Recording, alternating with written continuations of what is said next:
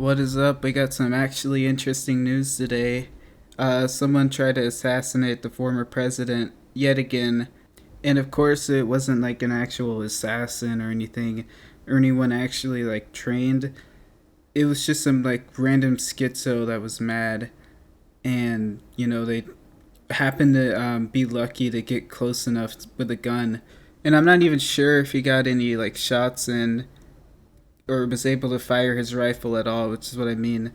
Because some of these, like this is completely like breaking from just a couple hours ago. So some of these articles say that there were shots nearby, and then some say that they just saw the barrel of a rifle. I'm not really sure, but apparently this was at the Trump International Golf Club in Palm Beach, Florida, which I didn't know he had his own golf club. So you would figure like if this guy owns his own golf club, it should be like completely locked down. But apparently, some with a gun was able to get like just a couple 100 feet away from him. And like golf courses notoriously are like pretty flat, because it's made to be like maximum visibility, so you can see where the fuck the golf ball landed. And I mean, I know you can't shut down the whole golf course because, I mean, even though it's his golf course, like there's customers and shit, and like him being there, probably attracts paying customers. So he basically gets paid to play golf because him just being there at his own golf course is basically free advertising. And like Trump supporters, some of them would give up their earthly possessions to have a 1% chance of being in his vicinity. So I mean, it makes sense. Like you can't really shut down the whole golf course, but like you should at least up the security for like the day that he plans on coming there or some shit. Like have X-rays or some shit. I know you can't like have a metal detector because obviously every person coming into a golf course has a bag full of metal. But I feel like there could have been a couple steps taken given the fact that he's just the other week got shot at and got his ear blown off basically. I mean, they like successfully stopped him from murdering the president, but I mean, letting someone with a gun even get that close is not a good like PR look in terms of the Secret Service. And the guy who did it is named Ryan Ruth. Um, in 2002, he was in a standoff with the police, and this guy had a fully automatic weapon. At first, when I saw it said it was an AK-47, I was thinking maybe it's just an AK styled rifle because there's plenty of like booglarpers that make their like um, AR platform look like an AK or whatever. But this guy is obviously a felon, so gun laws are completely out the window for him. So I wouldn't be surprised if he had like a rusty old AK or maybe an AKM. And it said he had like a scope on it, so this guy was the ultimate like example of of a presidential like attempted assassin.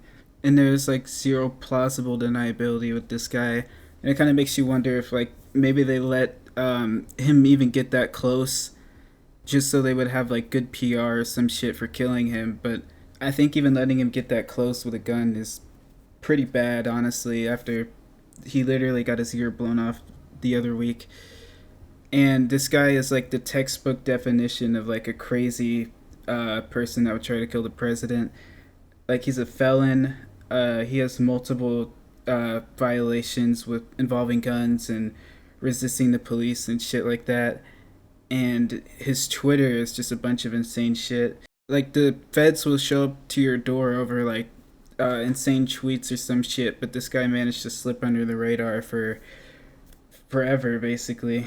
And from his Twitter, it basically seems like he was like a, 100% Trump supporter up until around 2020, and then he was basically let down by his idol when Trump had a differing opinion on vaccines, and Trump kind of like wanted to push the vaccine, and so this guy now supports Vivek Ramaswamy, however the fuck you pronounce that. And so basically, just because of vaccines, he like completely hates Trump. And this guy is just like an extremist at heart. Like it doesn't matter like what party it is. This guy just wants like a black and white way to see the world that makes him comfortable. and like he can just point at one side and call it completely evil, and anybody else except the guy he's supporting and behind wants the downfall of like society. And this guy has a lot of criminal charges, so I mean it makes sense, like he's violent, but I can't really find anything about the standoff, which is like the most you know, interesting one that I've seen. I've only found one news article about it, but it basically just says a man had an armed standoff and got arrested and charged with having weapons of mass destruction.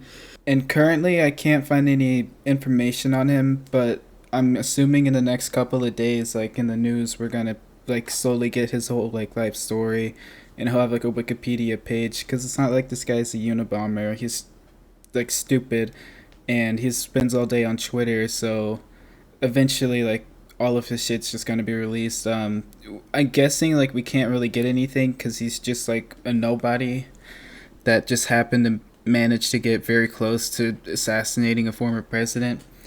From what I could dig up, which is not very much, like it seems like this guy is from North Carolina.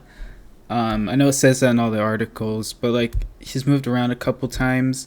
There's not really information from 2002 to 2010 because he was, you know, in jail, and then after that he was a felon. So I'm guessing he like didn't do much because, I mean, he was basically still a criminal, but he was a felon, so he's probably extra cautious because he has charges of him stealing like after he got out of federal prison. So there's that.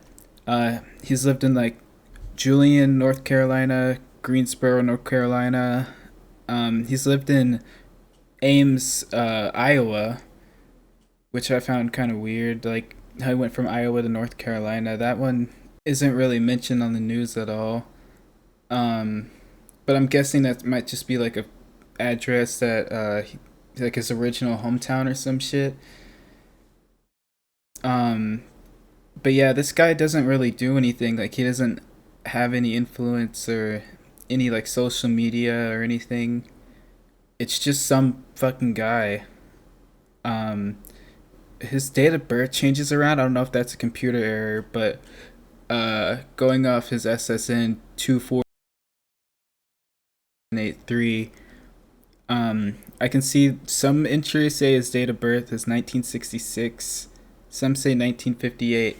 I'm not sure if it's like a computer error or if he's just like faking his identity, because like he was clearly still a criminal even after he got out of prison. So who really knows? There's like a secondary section that says 1966 on all of them, so I'm guessing it's a computer error. But that's really all. There's no information on this guy at all. He's, at least that I could find, but I don't have like the resources that, you know, the news does, and I didn't put an insane amount of effort into it. He has a phone number listed in his personal information. I'm kind of thinking about calling it, but I don't want the FBI to come to my door. Or actually, looking back at the phone number, it's a veterinarian clinic in Greensboro.